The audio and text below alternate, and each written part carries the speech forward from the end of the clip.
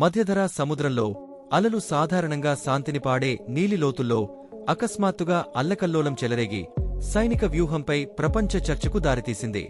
భారతదేశం మరియు టర్కీ మధ్య వారాలుగా ఉద్రిక్తతలు చెలరేగుతున్నాయి. కాని పరిస్థితి ఇంత అకస్మాత్తుగా పేలుడు మలుపు తిరుగుతుందని ఎవరూ ఊహించలేదు. భారతదేశపు అత్యంత ఆధునిక యుద్ధనౌక ఐఎస్ త్రికాండ్ బహుళజాతి సముద్ర విన్యాసంలో పాల్గొనడానికి మధ్యధరా వైపు వెళుతుండటంతో కథ ప్రారంభమవుతుంది. ఇది ఒక సాధారణ సైనిక విన్యాసం, కాని త్రికాండ్ అంతర్జాతీయ జలాల్లోకి ప్రవేశించినప్పుడు దానిని అకస్మాత్తుగా 3 టర్కిష్ నావికా యుద్ధనౌకలు చుట్టుముట్టాయి. టర్కీ దీనిని భద్రతా తనిఖీ అని పిలిచింది, కాని వాస్తవం స్పష్టంగా ఉంది. ఇది భారతదేశ పెరుగుతున్న నావికా శక్తిని పరీక్షించడానికి మరియు పరోక్షంగా కైనమైన హెచ్చరికను జారీ చేయడానికి చేసిన ప్రయత్నం. ఆ సమయంలో మధ్యధరా సముద్రం యొక్క ప్రశాంతమైన ఉపరితలం క్రింద ఉద్రిక్తత తరంగాలు ఎగసిపడ్డాయి మరియు సంకేతం స్పష్టంగా ఉంది. పరిస్థితి ఇప్పుడు సాధారణ వ్యాయామాలకు మించి పెరిగింది. భారత నావికాదళం మొదట్లో బాధ్యతాయుతమైన శక్తి చేసే పనిని నిర్వహించింది. సంయమనం. త్రికాండ్ నుండి స్పష్టమైన రేడియో సందేశం పంపబడింది. ఇది అంతర్జాతీయ భద్రతా జోన్. టర్కిష్ నావికాదళం వెంటనే దాని దూకుడు స్థానాల నుండి ఉపసంహరించుకుంది. కాని టర్కీ ఈ హెచ్చరికను విస్మరించినట్లుగా మరుసటి క్షణంలో ఘర్షణకు సిద్ధమవుతున్నట్లుగా దూరాన్ని మరింత తగ్గించింది. సముద్రం ప్రశాంతంగా ఉంది, కాని వాతావరణం తుపాకీ మందుతో నిండిపోయింది. న్యూఢిల్లీ ప్రత్యక్ష నియంత్రణలోకి వచ్చిన క్షణం ఇది. భారతదేశం అంకారాకు కైనమైన సందేశం జారీ చేసింది. 8 గంటల్లోపు ఉపసంహరించుకోండి లేదా నిర్ణయాత్మక చర్య తీసుకోబడుతుంది. ఈ అల్టిమేటం టర్కీలోని అధికార కారిడార్లలో షాక్ తరంగాలను పంపింది. అధ్యక్షుడి భద్రతా సలహాదారులు అర్ధరాత్రి అత్యవసర సమావేశాన్ని ఏర్పాటు చేశారు.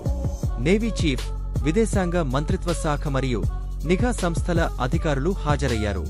ఇంతలో ఢిల్లీలో పరిస్థితి కూడా అంతే తీవ్రంగా ఉంది. ప్రధానమంత్రి కార్యాలయం మరియు రక్షణ మంత్రిత్వ శాఖలోని 3 సాయుధ దళాల అధిపతులతో సమగ్ర సమీక్ష నిర్వహించారు.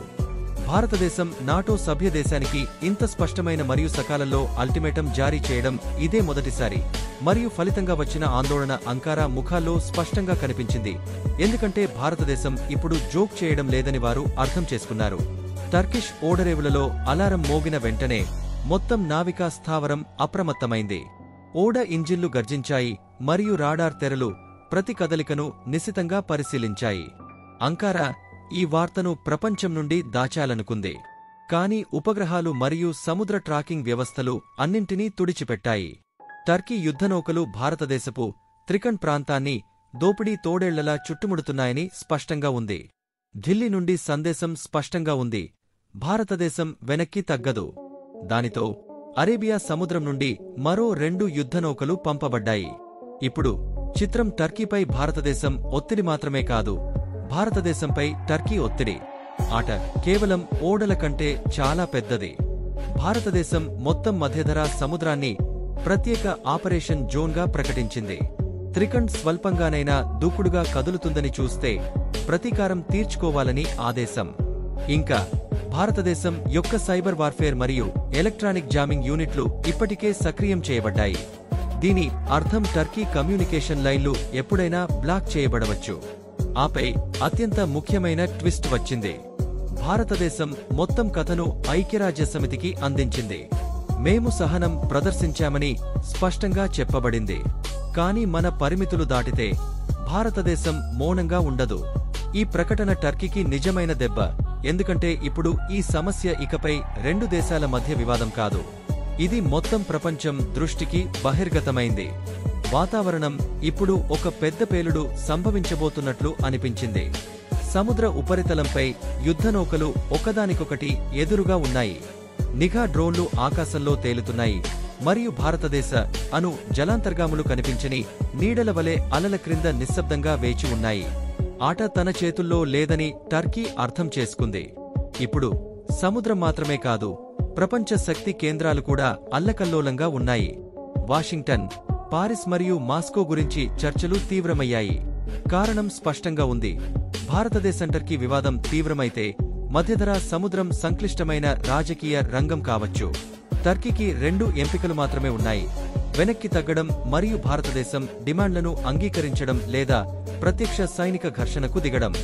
కానీ అతని గర్వం అతను ఎటువంటి తొందరపాటు నిర్ణయాలు తీసుకోకూడదని చూపించింది. భారతదేశం యొక్క కఠినమైన హెచ్చరికను తేలికగా తీసుకోకూడదని టర్కీ యొక్క సంకోచం రుజువు. ఈసారి భారతదేశం రాజీపడే మానసిక స్థితిలో లేదు, లొంగిపోవడం లేదా కుట్ర చేయడం లేదు. వ్యూహాత్మక వర్గాల ప్రకారం ఢిల్లీకి ఎలక్ట్రానిక్ సామర్థ్యాలను ఖచ్చితమైన పద్ధతిలో నిలిపివేయగల శక్తి ఉంది. పెద్ద దాడి లేకుండా టర్కిష్ నౌకలను పనిచేయకుండా చేయవచ్చు. దీని అర్థం ఆటను మందుగుండు సామగ్రితో కాదు, సాంకేతికతతో ముగించవచ్చు. టర్కీ ఒక సందిగ్ధతను ఎదుర్కొంది. అది వెనక్కి తగ్గితే అది నాటోలో తన స్థానాన్ని బలహీనపరచగలదు, మరియు అది ఘర్షణకు దిగితే భారతదేశ సాంకేతికంగా అభివృద్ధి